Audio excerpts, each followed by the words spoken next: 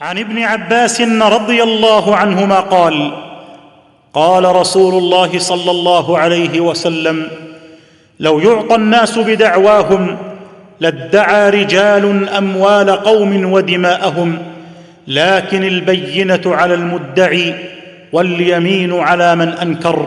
حديث حسن، رواه البيهقي وغيره هكذا، وبعضه في الصحيحين.